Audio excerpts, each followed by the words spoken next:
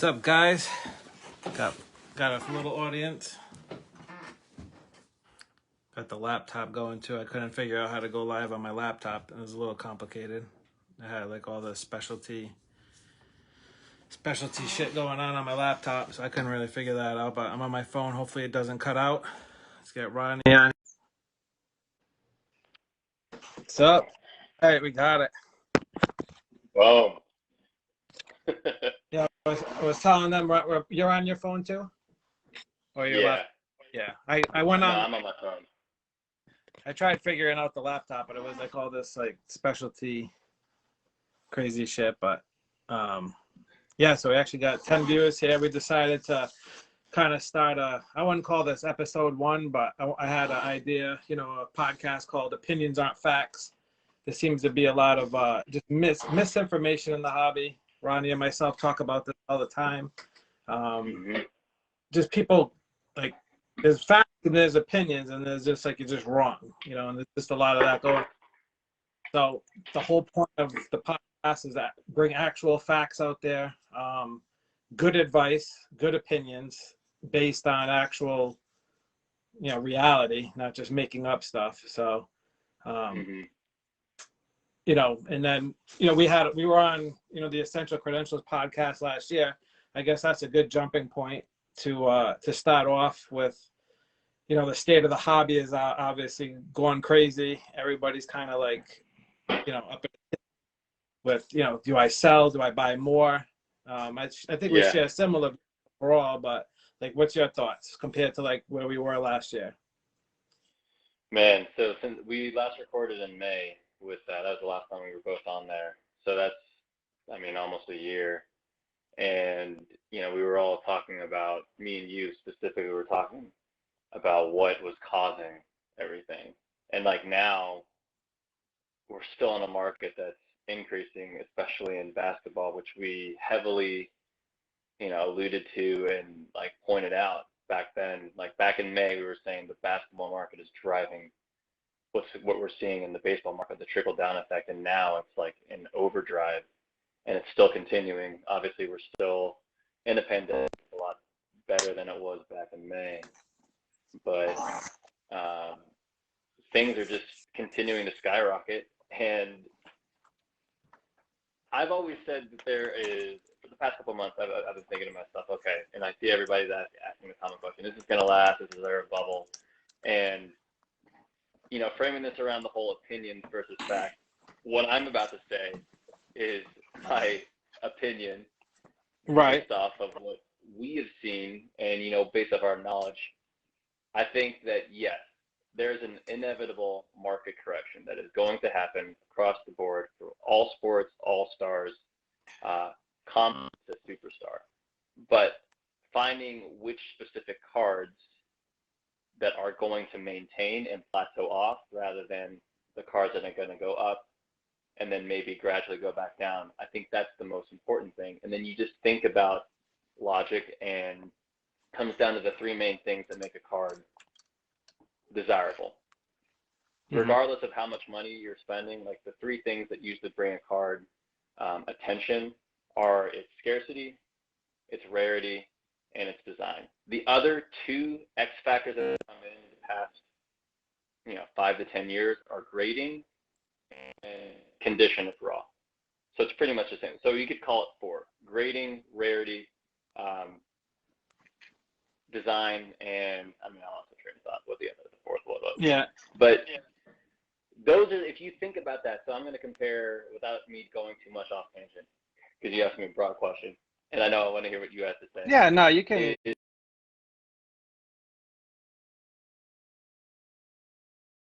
Thing is the two cards I'll talk about. The 98 or the 89 Upper Deck rookie for Griffey, PSA 10, it's going for $6K now.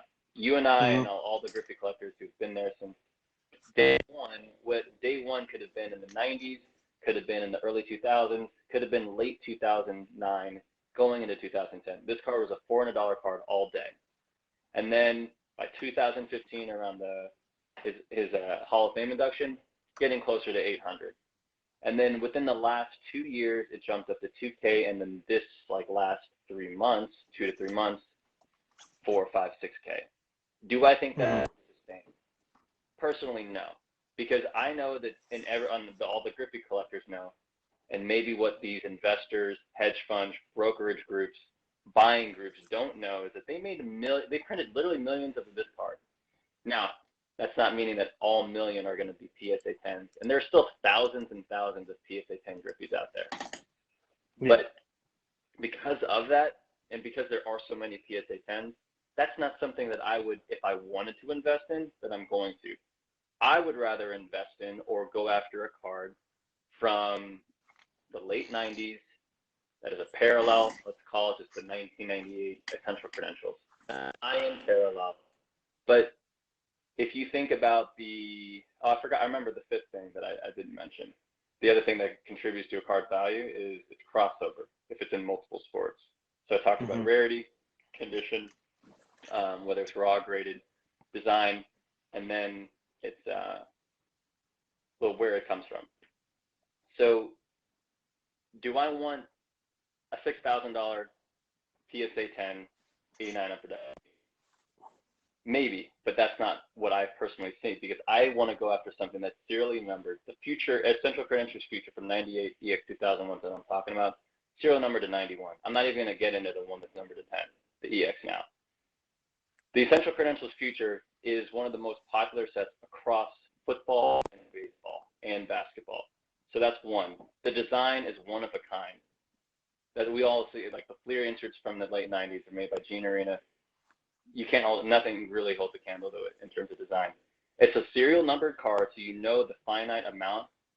And then if it's raw or graded, you're looking at multiple $1,000 card. Right. Personally, that's what I'm bullish on, are the rare inserts and parallels of Griffey and of any other star player, because you have the finite amount, the design looks, there's that name brand, crossover appeal, and then it doesn't matter if it's raw graded. The rookie cards, I'm bullish. I'm bearish on that. So what do you think? Yeah, because I mean, and just to point out to anybody that watches this that's not in the 90s group, is we're both Griffey collectors, so our focus is always going to be Griffey centered on the market. Yeah. I mean, I look at the market as a whole because people kind of lump it together. I break it up into like 3 or 4 sections of, like, you got vintage, then you got like the 90s inserts up to the mid 2000s, and then you kind of got modern stuff. It all is vastly different communities, like basketball, baseball. It's not in the same realm, I guess you would say. And like, yeah, I was never into rookies. So like the rookie craze, I get to a point with the newer stuff where it's like, there's only, even the Mike Trout 09, there's five colors or whatever, how many different versions, but it's still like under, I don't know, 3 or 4. It's under 300 for all the colors combined. So you got something numbered to 5, numbered to 10. The only, like, being a grader myself, and everybody knows that I grade, I will say, like, if you look at like the fact that Mike Trout's rookie sells for like $3,000, and then I don't even know what it's at now. Probably around the same as Griffey, I would assume. But like, if you check the gem rates, his is like 50%, where Griffey's is 5%. So like the 89, like for a million cards, it is rare, in that sense. But yeah, I wouldn't put it this way. If I had, some of these guys, they have, I saw Doug, I think he said he sold 50 of them, Doug Boyce. I would have, I would have done the same thing. I would have liquidated these shit so quick, like I couldn't even blink fast enough. Like, just kind of like, to piggyback off your point, like if you can just buy it with money, it's not rare. Like, I'd rather have something that's truly, hard to find than you have to, like, you can't just go buy it on eBay at any given point whenever you want. Yeah. Yeah. So you bring up multiple things I want to comment on. First off, we know someone in the Griffey group. I know this is a 90s Facebook group, but there's a guy, he had, how many did he have? He sold like over 30 of them recently. The PSA No, it's 50. He said he sold a group of 50. And hey, man, so this is the thing. Like, I'm talking about not being bullish on it, and like to anybody that's watching is like, I'm saying, like, I'm not hating. I don't want to sound like I'm shitting on his 89 rookie deck upper deck rookie PSA 10. I'm like, if you have that card, dang, you should sell right now. Is what I think. If you want to hold it, then hey, more power to you. But at the same time, like the people who are selling that off, they're banks. And going back to what I talked about comparing that to a 98 Essentials Credentials Futures, that's I didn't even like realize this until now. That PSA 10 Upper Deck 89 rookie is worth 6K right now, according to eBay public market. That Essential Credentials now, like a raw copy, would probably be about 6K. So it actually is like a value, apples to apples, right now. But like you said, there's 91 finite amount of Essential Credentials, and go out and try and find that. You know, you and I know how tough it is to find that card. Maybe you find those things a lot easier than most. But my point, the general point is the general public cannot find that card unless they either know someone privately, and then they convince that person to sell, or they give them a Godfather offer. You can't just go on eBay and say, guess what? I want to go buy an 89 or a 98 Essential Credentials Future Griffey. It's like that one will pop up maybe 2 to 3 times a year, maybe 4 in a good year, and then from that point on, the time goes up. So like that's another thing that like you and I always talk about privately. We're saying the card, like we can go out and buy with the commodity. Like what we're learning is like what we've learned over the years is it's not about necessarily finding the card. That's half the battle, finding a really rare card. But it's finding someone who is willing to sell it. Right. It's like, yes, okay, you can find, like, so now I'm kind of, dovetailing into what we talked about earlier about, there are legit investment groups, hedge funds, buying groups who pool money together to buy, high-end, what you're seeing a lot is in the basketball market. Heck, you maybe even seen it in the Griffey market that we don't even know about. But when you have, and I'll use an example of this for the 98 Red Crusade that just ended on an eBay like, 3-4 weeks ago? Yeah, couple weeks ago, yeah. Yeah, a couple weeks ago. So Nat Turner was the one who won that card, 23K. He won that. And he obviously has an unlimited bankroll. Now, he finds that card, and I was talking to him, and he's like, this is the first one I've ever seen publicly for sale, like in an open auction. I'm like, yeah. So what I'm thinking to myself is, if you have a lot of money and you want to go out and just buy every single rare Griffey, Jordan, LeBron, truly good luck to you, because you're not going to be able to do that. You can have all the money that you need, whether it's from, personal, whatever you're doing, but you're not going to necessarily find certain cards, which again is why I don't want to invest or buy to keep just for my own PC Griffey's PSA 10 right now. If I did not own it and I was new to the hobby, that's one of those things that new to the hobby just don't understand, is you can't just go out and buy something even though you have money which you think is going to get you something. It is more than that. It's about connection. It's about finding those people, and then keeping in touch with them for whenever that time is if they want to sell. Because a lot of the other things that we're saying, that you and I talk about privately, is a lot of people sell things publicly. Like they have massive PC monster cards, but it's about finding those people rather than just waiting for it to pop on eBay. So. Yeah.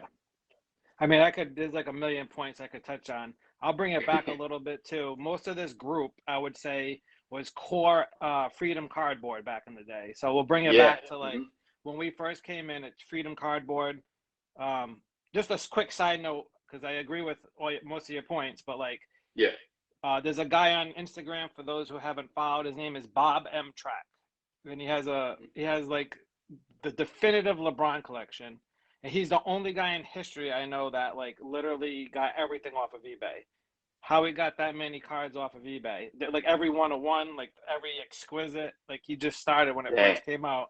But he's like the exception to the rule. But anyway, so we all come from Freedom Cardboard. That's where I got most of my knowledge. So back in the day, it was that a sprinkle of blowout. They're kind of like the tinfoil hats of they're like the conspiracy theorists of today. But so now we kind of rely on the knowledge of just pretty much eBay and these groups. And like what a lot of people don't know is like if you're not in a certain player, like me and you know, like probably where like most of the Griffies are. But I would say since Instagram and Facebook started coming out, especially Instagram, like I just started, like I've had one a couple of years, but like this year I just started posting. I've come across like people that used to buy off me from eBay, Yeah, and yeah, then just random new people. I've never heard of like 10 of these people, and they're buying the high end stuff. So it's like any of this stuff, like today, all the refractors just ended. They all were like $1,000. You know, those were 200. Those yeah. were $100 cards like a year and a half A ago, hundred if dollars that. a You pop. know, and Yeah. then yeah, For years. the '96 was the only one that would be like 150, and now that one just Mhm. ended Mhm. for like they all ended around $1,100. So I don't even know where I was going with this, but pretty much like you know you have to get your knowledge and you have to know what to Mhm. buy and where to get it from. And now, like a Nat Turner, he sees that come up, obviously he's going to go hard for it. You keep seeing, like, I feel like these conversations, like before, it always used to be, oh, basketball is bringing over to the baseball market. That same Yeah. conversation has been having since 2010. I don't even bring up the parallels anymore because to me it's a given. But we keep, Yeah. like, to me, it's like a broken record with that and the hobby. If you follow the market from 2010, it's a steady, incline up until now. Obviously, it spiked with COVID, and then you have even a couple of years ago. I shared this with a few people. eBay came out with like a top 10, sales list. Mhm. Griffey was on it. He was up like 300%, or it was like 142% Yeah. year over year, and that's 2018. So now it just keeps Mhm. going up. And for me, for this era of the 90s, I don't see it going backwards. I see it maybe leveling Yeah. off on some cards, but like the truly rare stuff, and I tell everybody this all the time I talk to, baseball is literally pennies compared to the money being spent in other Mhm. markets. You know, like, Yeah.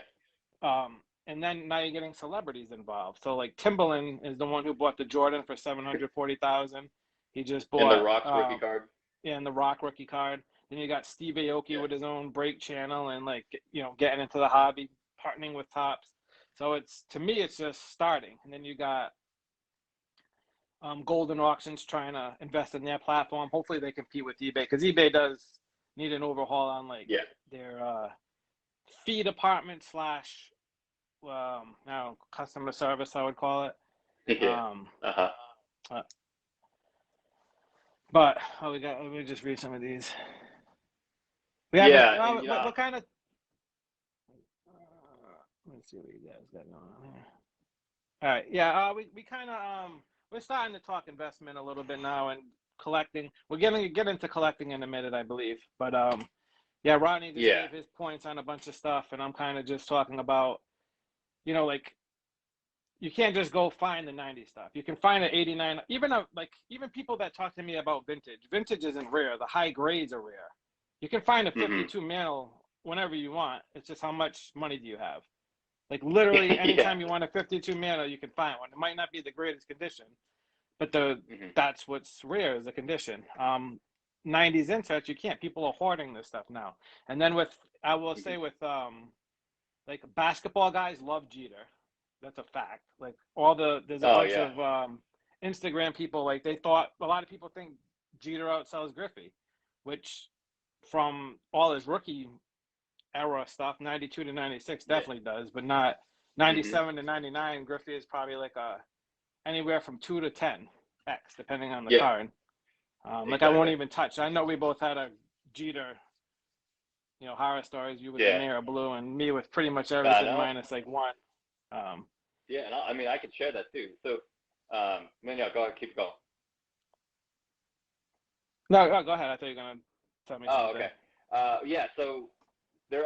Before I get to the Jeter Mirror Blue, there are other things again. I want to come back to what you were saying. Is like you talked about how you're noticing like people that you didn't even notice buy stuff from you on eBay, and like in the more recent years, as like let's say just 5 years ago, you would kind of Yeah, know you'd recognize all the bidders and the IDs, and that's a testament to what we said back in May on the Essential Chronicles podcast was all this new blood, and we just called it new blood money. Not new blood money, but new money entering the market or New money, new blood. Yeah.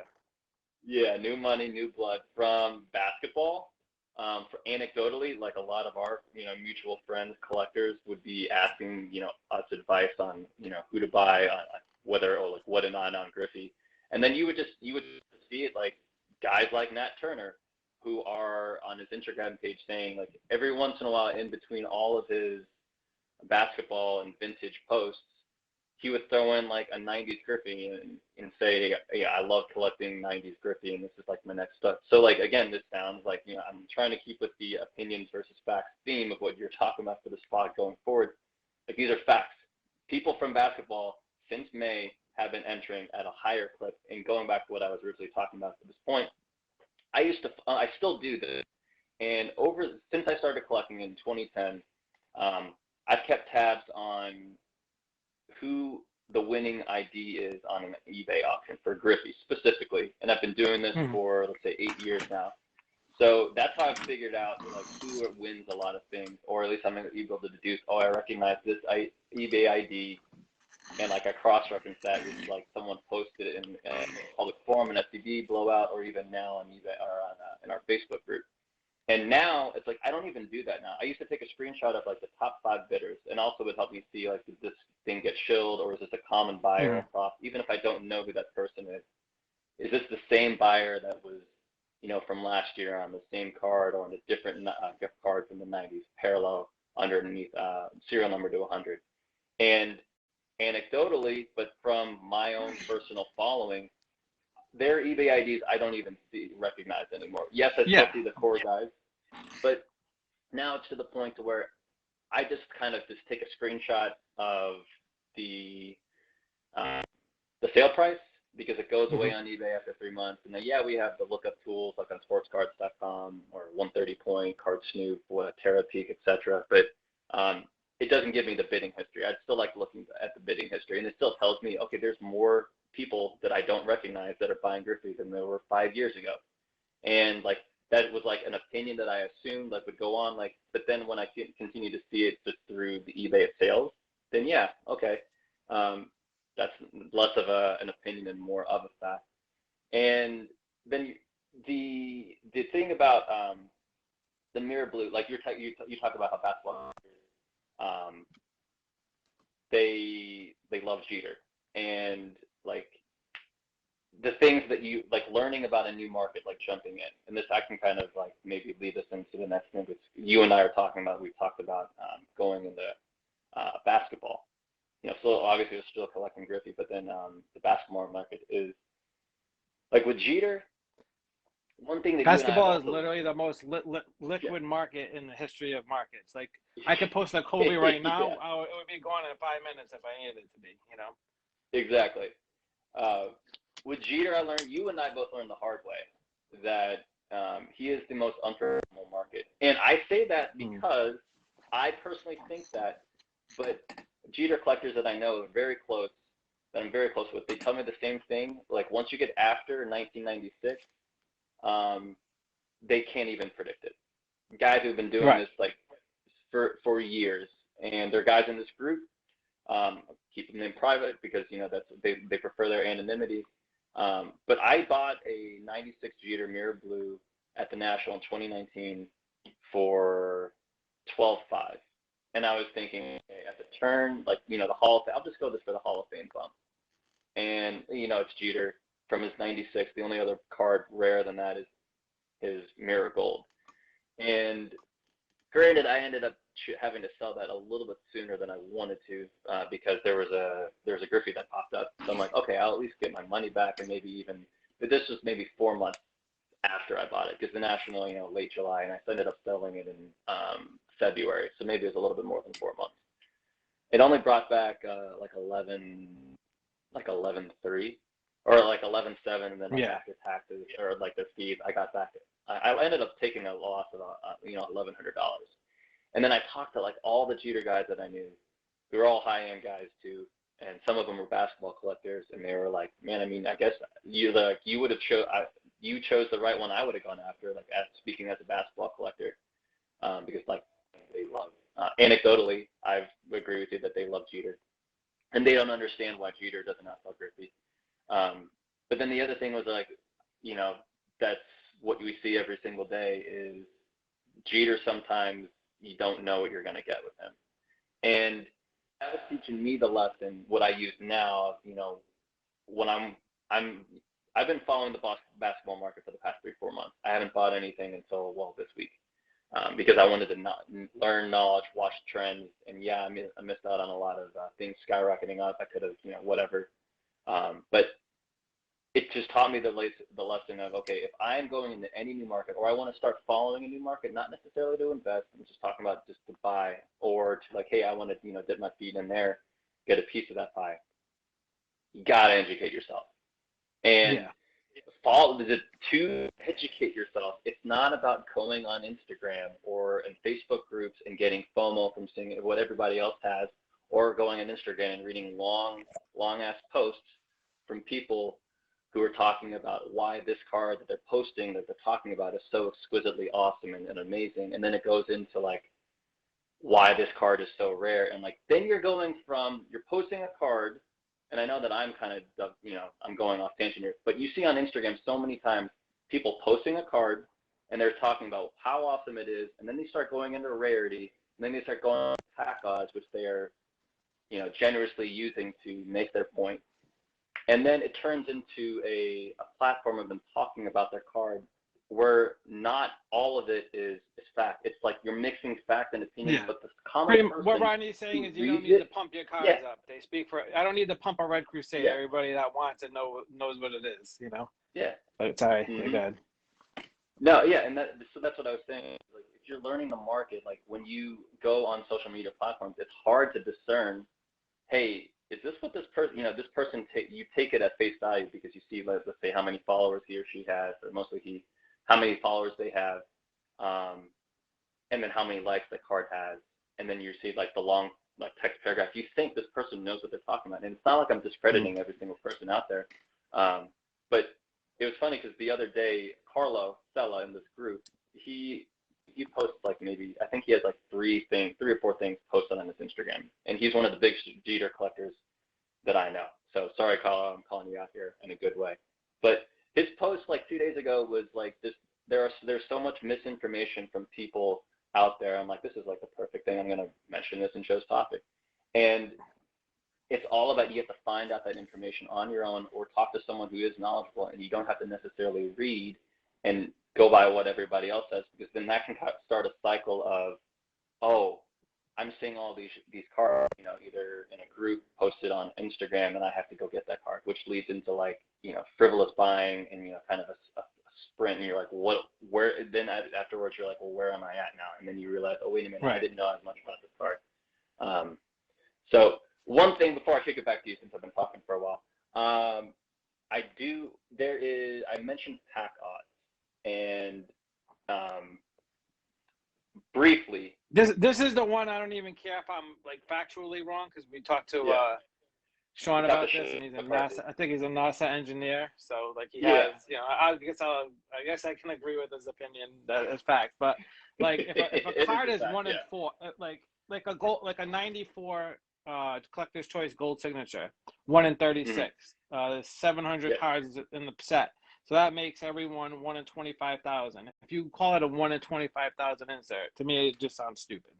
Like that's the one, like, you know. That is a prime example of like someone who's posting something about a card, and technically they're not lying. But to some, because like this is the mea culpa that I make. When I talk to Sean, he's like, Rodney, you're overthinking this. You and Joe are overthinking this. Like literally, that is the pack odds. When you multiply the pack odds by how many people are in the set, he goes, but what you and I were hung up on, you know, that I explained to Sean, he goes, which he understood our point, is like, it's not going to be that every single time, because you could get the same card twice. What were the odds of the collector's choice gold? 1 in 36. Again, yeah, you could get player A after 36 packs. You could get player A after 2 packs, because it's all, you know, based on the set and the print run of everything. But what the odds that you were saying is, if you multiply 136 times 700, you get the odds of 1 in 25,000 packs. Yes, that's what it would be. Absolute worst case scenario, perfect collation. That's the maximum amount of packs that you would get to open to get your card theoretically. And that's the part, like, that is a fact, yes. But when people say that on Instagram, or I see that in a Facebook group and like in ours, I think to myself, like, someone who does not know that much about the set or the ins and outs and the nuances will think, wow, to get this Cal Ripken card, I have to open up 25,000 packs. Like, damn, I got to buy that now. When it's actually, yes, it is, but it's like, you don't have to open that many packs. And yeah, that's like it's just feeding into it almost like sounds like I'm trying to really pump up my card. And that's the one thing I wanted to say about that. yeah. I mean, the source of that is actually from the basketball community, because I kind of like called somebody out on it once. Like, not that he was wrong, I just said it sounds stupid. So that one right there, I'll fully back that opinion that it sounds stupid. People might like it, that's on them. But like, somebody wrote a Jordan odds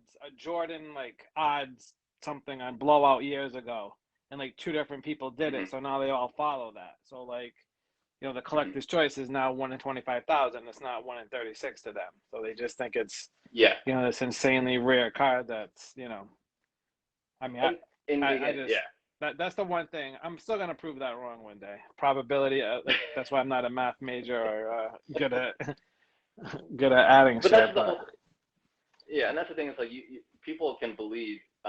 It's just like how they want to view it at. It's like, we know it's 1 in 36 packs, and then the other way you could look at it is like, for this specific player, it could be that way, and an absolute maximum amount of packs. And but oh well. I don't want to hang on that too much. And another thing with navigating. No, go No, I was gonna say with like there's some markets, like a Jeter market, I've learned private is better. And that's like a lot of people won't like. There's some cars that haven't surfaced publicly, like me and you. You know, I get called out. Like, I've gotten called. Like, people just hate me on certain things. Like, over the years, and that's not theoretical. I have emails that people call me an asshole, but you know, they're like, "Oh, you're a flipper," and I'm like, "No." And I'll get into this later. This is kind of just building up to something, but like, me and you have done a lot of private deals, and I know a lot of people. There's probably at least 15 to 20 cards that wouldn't be in people's collections if I was a hoarder. You know what I'm saying? Just because, you know, I found them, ended up moving them, you know, for whatever reasons. But like, with researching the market, I don't think a lot of people understand comps. A comp is not what somebody's asking for something. It's sold, but you also have to know how to read the comps. Like, it's not cut and dry. Meaning like, you know, we had in our 90s group, somebody was calling out somebody over asking price for a Griffey. The card sold for $80. Obviously, that's a steal, and you would just ignore that. Yeah. But, you know, like, how somebody typed that out and said, you know, this is a good idea, I wouldn't even understand. It's like if a 93 SP PSA 10 sold for like 50 grand right now. Everybody in the world knows, you know, that's a steal, or probably didn't even get, you know, sold. But, you know, time comes in, you know, what day did it get sold on? What time did it get sold on? What did the title look like? Is it misspelled? Like, you have to know, you know, like, you check with the bid history. You know, and there's a lot of misinformation with PWCC versus like a Probstein. I don't know how to pronounce his last name, but PWCC, I know for a fact, deals with bidders. I've been using them for a while. I've sold over 100 cards. I only had one ever not get paid for, and it was a $40 card. And then all the other ones, like, they all got paid for, no issues. You cannot bid on your own items. You will get blocked. Probstein on the other, and then you can also tell by like when it's relisted. Now, I don't go search every one, so I don't know the actual percentage, but I can tell you for a fact Probstein's is higher, because just off the stuff there was a Keston Hura that I bid on. The first time I actually lost. I bid 1,800 and I lost, thank God. Then I won it 2 auctions later for $800. You know, the stuff just gets relisted all the time. So you have to know kind of how to read in between the lines.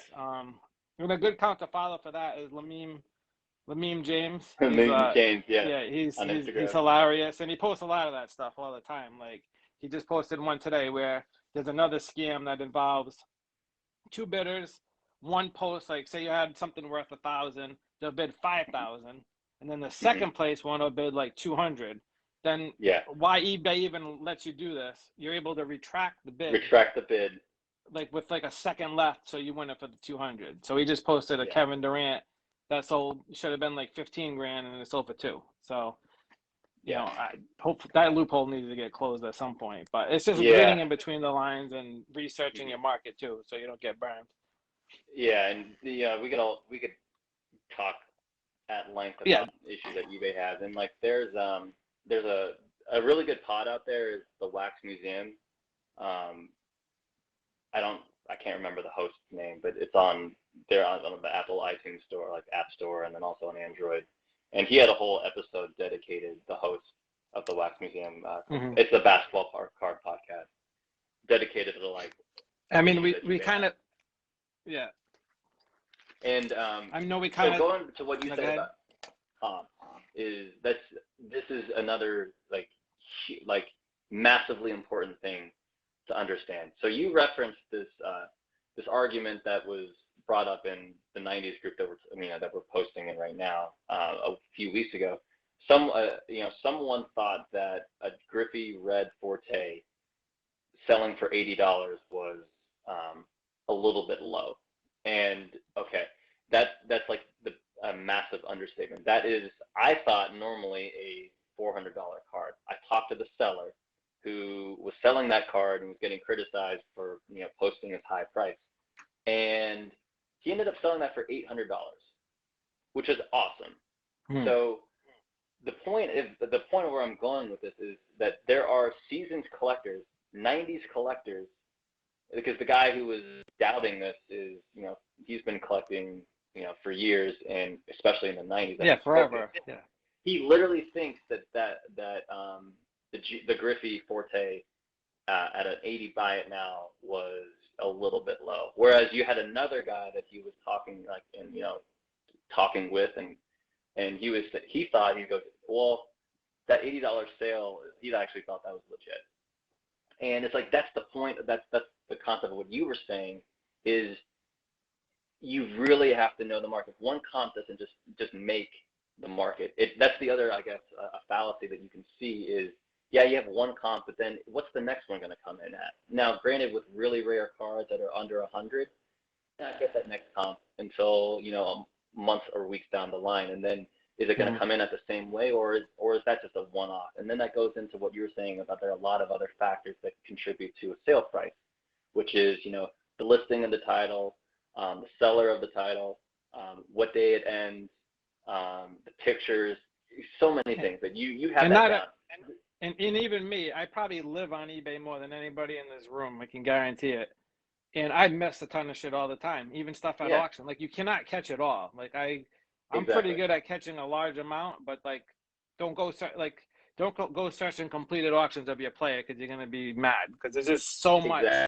Like, if there was a program to catch every steal out there, like it's in the millions between all categories. It's just endless amounts of stuff. So it's like, for instance, somebody like Jason Voss posted, the hot gloves. Oh, 285. And then I ended up selling one for 325 like after that. But then one before that sold for 400. So it's like a fluid market. And then if there's and then none Chad for said eBay, he sold one for Chad sold one for 55. And I'm like, it's like those are comps everywhere, and that's why you just give a range sometimes on things and like where you can bid. And the other thing I wanted to talk about with comps is about like ending time is the easiest way to like weed out a comp. If you look at a list of and I'm going to use a Kobe 1996 EX2000 star date, PSA 8. There have been 4 that have sold literally within the last week, and they were going for between 5K and 5,600. And then the 3 most recent one were right around 5,600. There was one that sold, I think, like this morning at 1 a.m., 13 a.m. Eastern time, and it sold for 5,100. So someone who sees that list, if you just put down a list of 4 numbers, 5,200 or 5,600, 5,500, 5,475, 51, you're going to think, well, wait a minute. Oh, this they're going to go by the most recent comp. If you just look at that tunnel vision, you're going to see, oh, that card is going down and it's dropping, when it's like, no, Kobe's market, almost more so than Jordan and probably LeBron, like since the turn of the year, right now his market is on fire.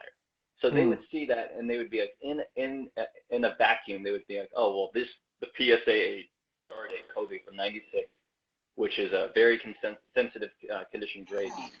Oh, it's gone down $600 in just a couple of days. Well, no, that's not the case. And like the part that you're talking about, other things about like understanding like when something is sold and then resold, like we see that a ton with Samantha Saints and vintage less so vintage snowmobiles on eBay. But yes, you have to understand, like, and this is just through, like, you have to figure it out. And sometimes what Samantha Saints sells actually sells, but then a lot of the time sells and is relisted. But since eBay doesn't sift out completed sales or sales that are bought and not paid for, you're going to think that that card that Samantha Saints sells is going to be a legitimate comp when it's not. And then the only way that you know that, again, I've been preaching about this for however long I've been talking this episode, is you have to educate yourself on how to read comps.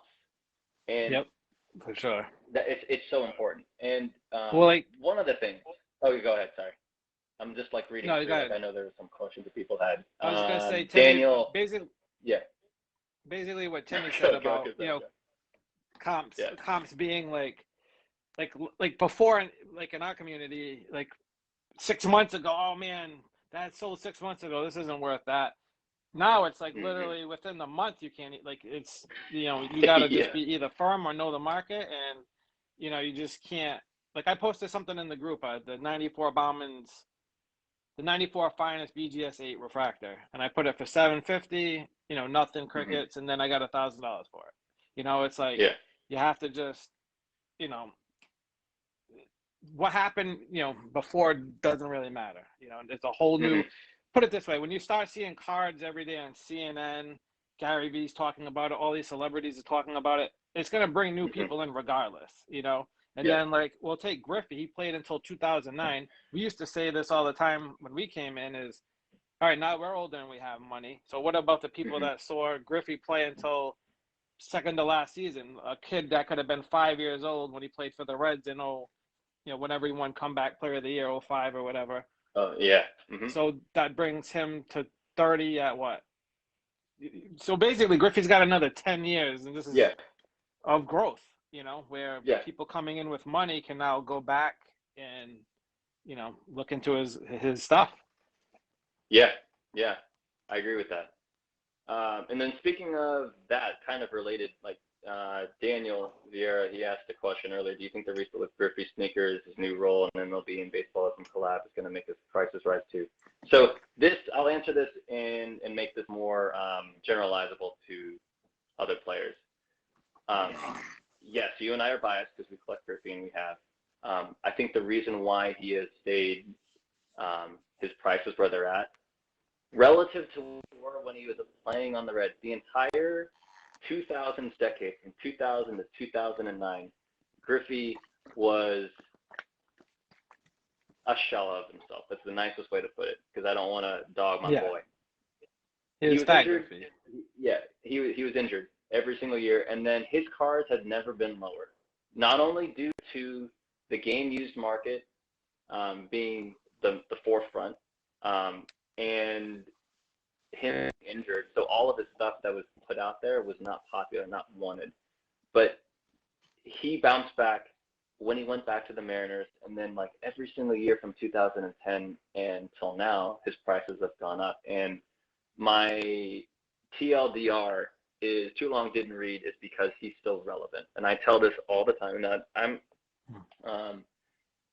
opinions versus facts.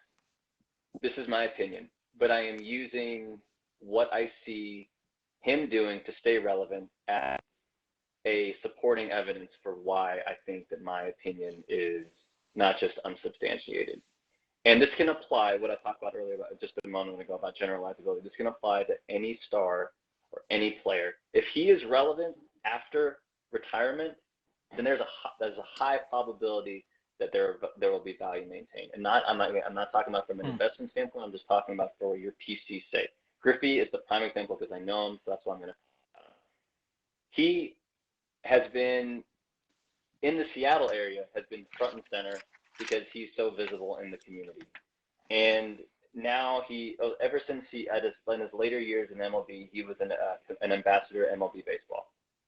And he continued to do this, and he went overseas to Japan because he had already had so much popularity there. Like, for those that don't know, when Ichiro came over to the Mariners, he goes, the one person, like his biggest fan in sports was Ken Griffey Jr. Like, imagine Ichiro, the face of Japanese baseball, coming over to the United States, and he says his name. All those people who didn't know who Griffey was, they're going to think, oh, well, Ichiro, my idol, likes this guy in America named Ken Griffey Jr.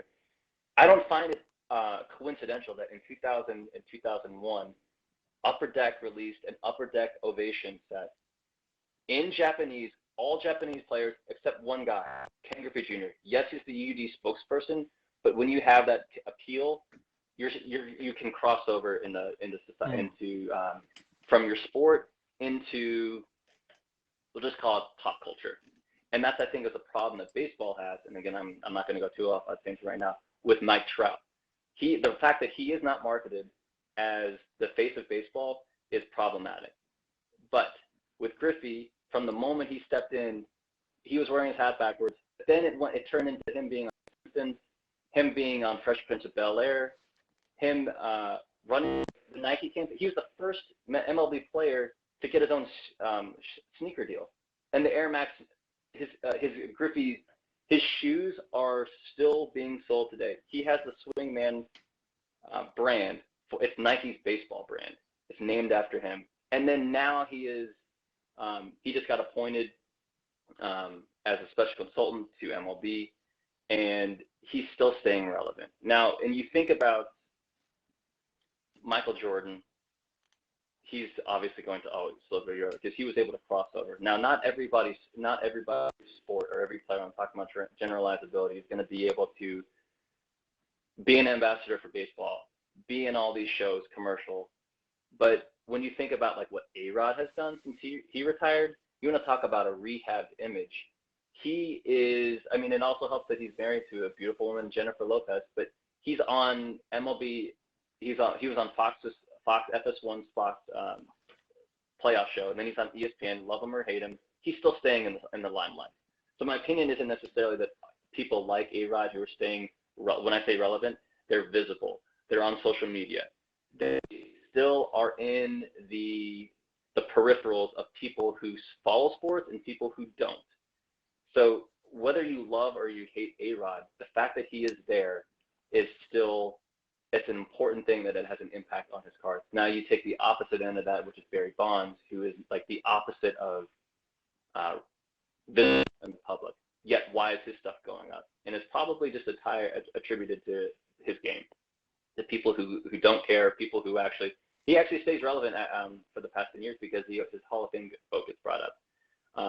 But when you think about relevancy after retirement, that is I think a major key to why cards and certain players hold value. So staying with baseball, like Frank Thomas is in the Nugenix commercials, he's on FS1. And if that's your way of being relevant, then good. But his stuff has spiked up too since COVID. I'll pass it back over to you, Joe. Pretty much. Daniel was asking about like Griffey sneakers, his new role in MLB and baseball and cloud causing the market prices to rise too.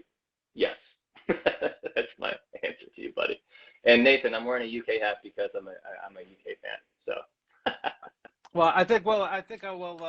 Maybe we'll close it up with the last discussion. Yeah. We've been going like an hour. We don't want to kill everybody, but I did want to bring up the common tie that bonds all this together in the market is the PSA 10 and grading. Mm-hmm. And I'm gonna give my opinion that 90% of people, and this is more like this 90s group, I don't think grades as much, as the outside world, I would say. But like all day, like when I scroll through Facebook, I would say 90% of people don't have a clue. Like that grade, like people sending in cards. Mm-hmm. oh, PSA should have, they should tell you what's wrong with your cards. Well, guess what? They fucking do.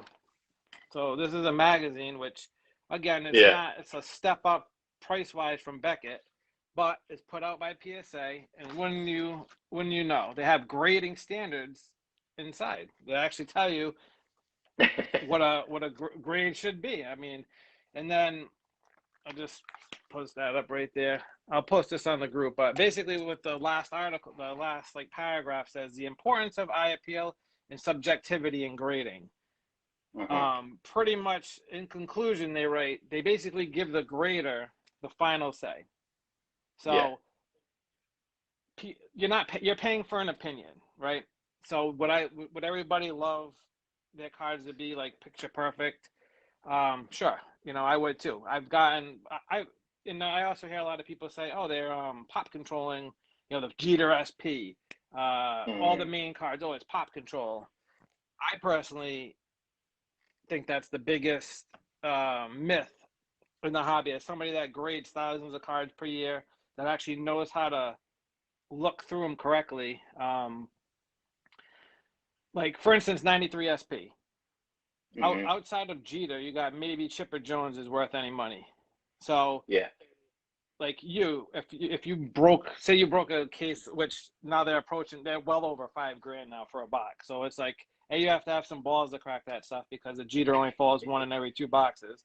I mean, I cracked one at 300 and didn't pull a Jeter. I would never open that shit. And then they're probably bricks. And then there's literally there's maybe the Griffey base card and the Chipper Jones. Outside of that, nothing's really worth good money. So even back before, you weren't going to really sub something unless you were a PC player that needed, Johnny Damon for your SP run. I don't know. So like, there's a couple of videos where like they basically, in my opinion, skew the numbers to their point. And I could do the opposite by saying I'm not going to sub anything. Like a Jeter is worth money all the way down to like a 4. Like you would sub it just to have it. Like a 6 brings a premium. So it's like it has to be pretty beat up for you not to send a Jeter where you're going to scrutinize other cards. And then I would like to, out of all the people I've been having conversations with, I have to apologize to people for making PSA 10s look too easy. I've realized over the past 3 months that's the case because everybody, like I've had tons of people reach out. They want me to review their cards, do this and that, and they're like, oh shit, this is actually a lot of work. And PSAs don't fall from the sky. And I know you could look at a collection like mine, which is just the amount of cards I have to go through to get the PSA 10s is astronomical. If you're talking newer stuff, 2018 Chrome, for instance, that's like you could literally send the box to PSA and it'd probably be 90% 10s. It's just the quality control is so different. I went through like a 5,000 card, like base card collection of this guy that just pulled base cards, sent them to me, like all clean out of the packs. I think I got like 100 gems out of 5,000. So it's like, and that's, you just have to, I don't even know my Joe, point I almost anymore, want to, I want you to like, this is the end, like if we ended the episode here, this is a teaser episode where I want everyone that listens and wants to tune in and watch this video for you to hear, for them to listen to you, like, that grading is not just some like, oh, I can go get 9s and 10s on a whim.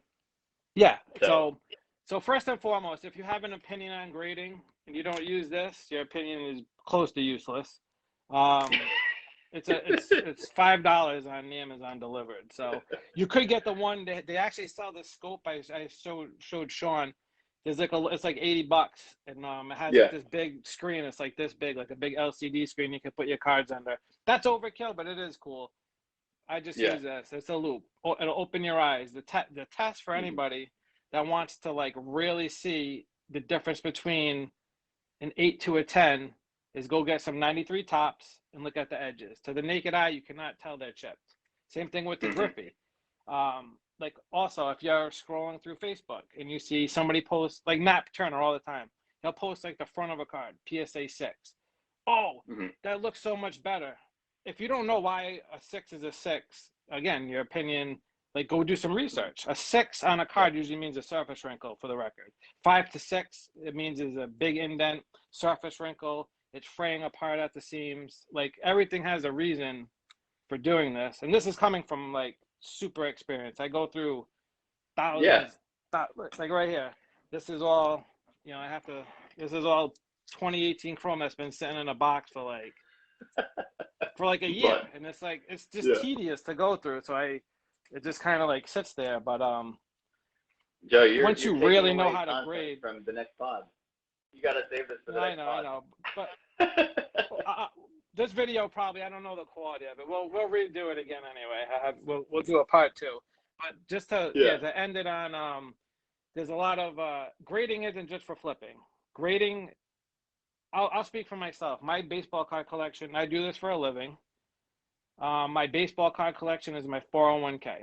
So to me, it's a game. How many of the Griffies I want, like we could go, there's so many different avenues you could go down to like explain this, but like grading Yeah. doesn't mean you just want to sell your cards. It's a way of preserving them. It's a way of making them a commodity pretty much, or like a bank for yourself. Like PWCC, for instance, you could send your cards there. So you needed money but didn't want to sell your collection. They'll give you a 1% loan on it, same as a 401k. Yeah. And then say you did want to sell in the future, it makes it easier. Major auction houses will not take raw cards anymore. So it's Yeah. almost, I don't have kids, so nobody's getting anything when I die. So when I'm, closer to retirement age, or, want to go live out in Florida or whatever, and I want to sell my stuff, it's easy to do. I don't have to worry about it getting, anybody that's ever inherited something knows it just ends up in a yard sale, or nobody gives a shit and it just gets like thrown out, or, you don't want to be that guy that, is 80, you died and you left all your Lou Gehrig and Babe Ruth autographs up in your attic, and didn't, get the most out of them. So Or buried next to a tree stump in a yard. Yeah. So I'll go into grading more in another episode, but Yeah, just, I want to hear about that next, like in depth and detail. Yeah. Like you were going down like all the grades list. Like I've never heard that before, and like your rationale about and your approach to grading is something that it's very unique to me. And like in contrast, I don't own one graded card. Not because I hate grading, but that's just something we can talk about at length in our next episode. Yeah, and I will say this is my entire collection, as you see now, and I've sent you my link before. It's probably about 5 or 6 more. It took me 2 years to build, but the average person I don't think could have, because I subbed about 40% of it myself, and just I had already had the knowledge of where to like. I basically had to change my whole rationale over buying the graded, because it went from I used to try to just get steals and great deals to realizing, all right, you have to pony up for some of the stuff because you'll never see it again. Like I just bought a 97 credentials. I knew 2 of them just sold. It's a pop 3. I studied these cards just like 93 finest. All the trimming and alternative surfaces in the world isn't going to change the fact it's like missing a border. Yeah. You know what I'm saying? Yeah. So when you really look at the condition of cards and you grab a loop and you start looking through your collection, because I was telling Chris one night, I was like, most collections probably 2% gems. Like it's just they're tough. That's why they sell for a premium. Look at established. I've like even Crusade. I've held 5 Crusades. Now 2 are lost to floods that we've determined. I've held probably 5 of them. None were gem worthy, and now I see the 2 gems in there. That's not going to be, anymore, unless one comes out of a box somewhere. Like it's you can kind of give an estimated guess to what's going to come out. So there's 8 left in the wild, according, but that's another good teaser for next episode. Yeah. So hey, but I appreciate you joining. If anybody out there has any suggestions, this is kind of like a trial episode. We'll probably need like maybe host it somewhere with a better overall connection. But I think it was a good start. Yeah, and we want to get real information out there.